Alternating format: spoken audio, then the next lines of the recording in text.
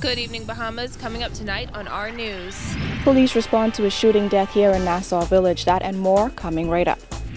The former Attorney General weighs in on those legal reforms announced in yesterday's speech from the throne. That story straight ahead. A young Guyanese mother finds herself behind bars tonight. We've got the details straight ahead.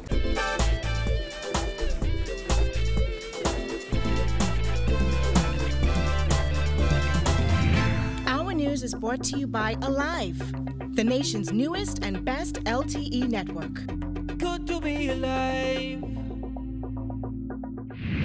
Welcome to our news and thanks for joining us. I'm KRISTINA McNeil.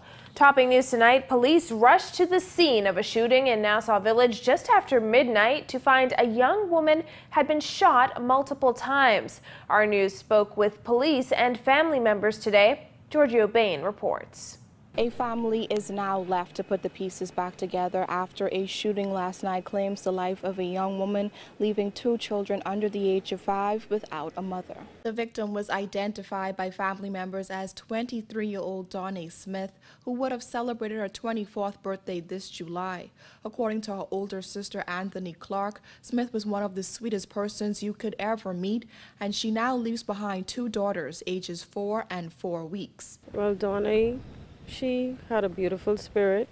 She was a great mother, a great daughter, a great sister.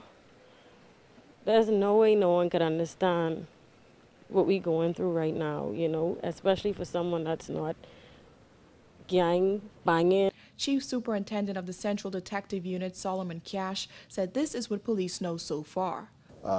Sometime around 12:40 a.m. this morning, the police responded to a double shooting incident that occurred at Lee Street, Nassau Village. Once the police arrived on the scene, they met a female victim who was suffering from multiple gunshot wounds.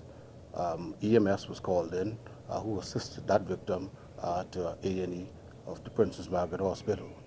The police got additional information that a second victim was brought in by way of private vehicle. Cass said the police are not sure of the motive behind this latest killing, but say they were able to get details from both victims at the hospital before Smith succumbed to her injuries. Police officers visited the accident emergency and spoke with both victims at the time. The female victim, sometime in the early morning, succumbed to those injuries. However, in speaking with the male victim, we were able to ascertain that he was visiting the female friend during the incident when they were both accosted by a male gunman who were wearing a ski mask, who opened fire on both of them. They ran. Subsequently, they were taken to the hospital where the female succumbed to those injuries. When our news arrived at the young woman's home, police officers were still on the scene. Family members seemed to sit in shock on the front porch. Some of the victim's cousins showed us the blood stains on the concrete where they say Smith collapsed after attempting to run back into her home after being shot. Several bullet holes are still in the side of the building. Another one of Smith's sisters took to Facebook Live to vent her frustrations following her sister's death, even claiming that she was the last person Smith spoke to immediately after being shot. My sister take her last breath talking to me. She couldn't even talk. I tell her, stay strong for a child. Stay strong for your baby. You can't go. It's in your time.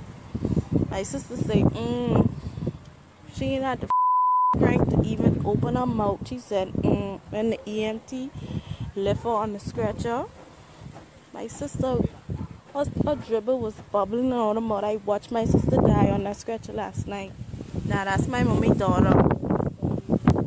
I am pain, our family in pain. We just looking for y'all to stop with all these stupid stories, saying that she was in this bed with her baby daddy and he caused her get shooting in the bed. No. She was running for her life last night. And this where she dropped and died.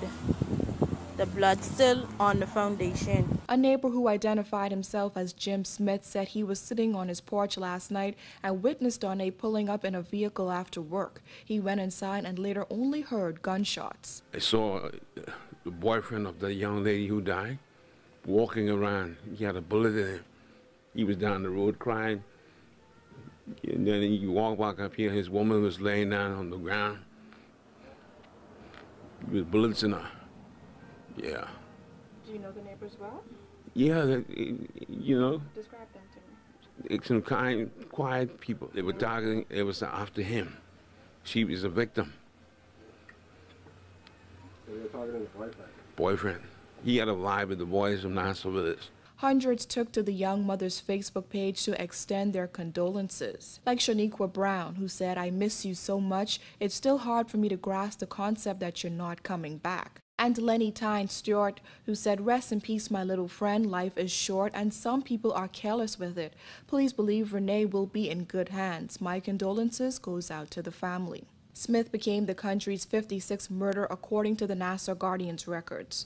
Reporting for Our News, I'm GIORGIO BAIN.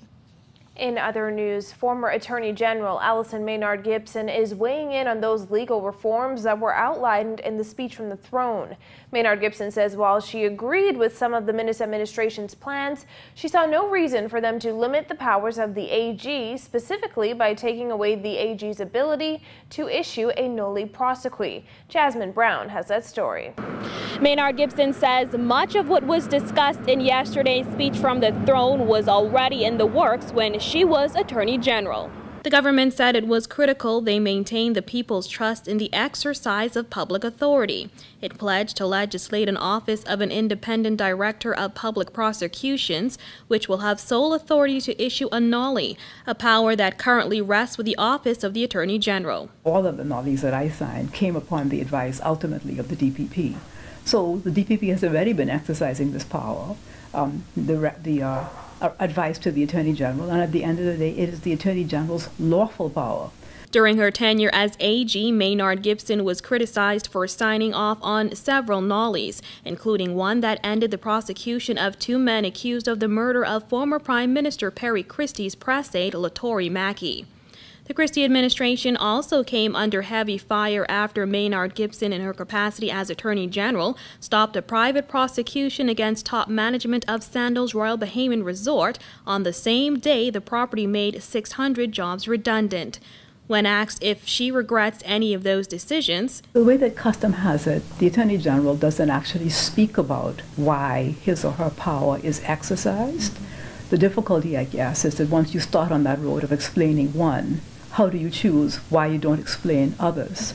I'll say that I know that for some people it causes a lot of pain in families when they're expecting a certain result and they don't get the result that they expect. The former AG says she has no issue with the concept of an independent DPP. In fact, she says she encourages it. She explained why it did not happen under her watch. I have always supported the position of an independent DPP. You will see that when I spoke to the Constitutional Commission, I said so. But I felt that it is improper to hand over, or it would have been improper then, to hand over what I would have called chaos to an independent entity, because it would have been a recipe for disaster. And, you know, my team knew that I was only going to be there for a 5-year term, or however long the government lasted. And we were very assiduous about putting in place the systems that on May 2nd, I was so pleased when they gave me a farewell.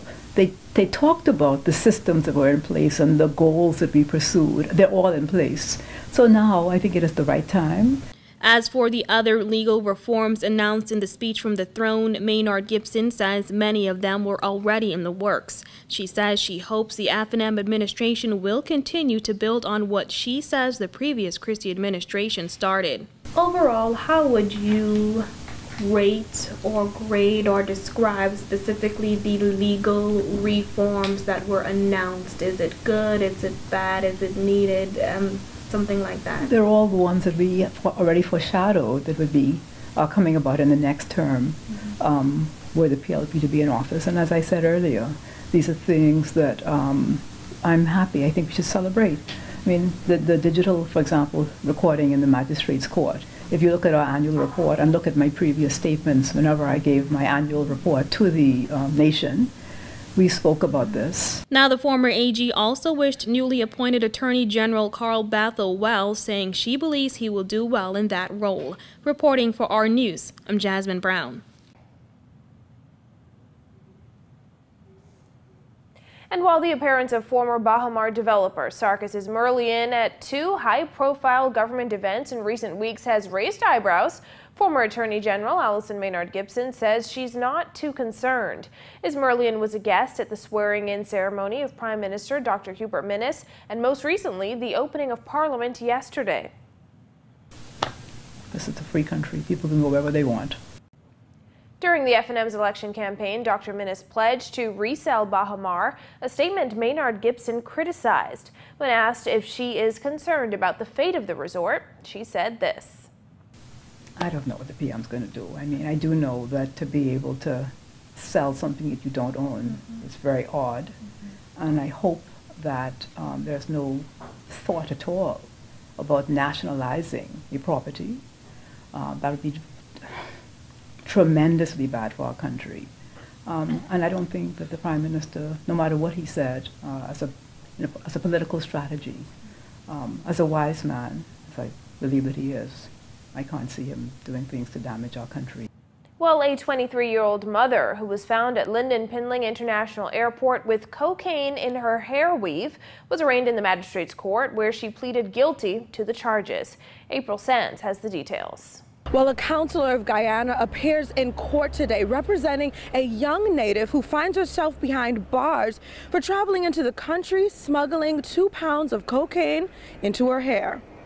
Linda Latoya Reynolds was charged in the magistrate's court this morning with possession of dangerous drugs with intent to supply and importation of dangerous drugs.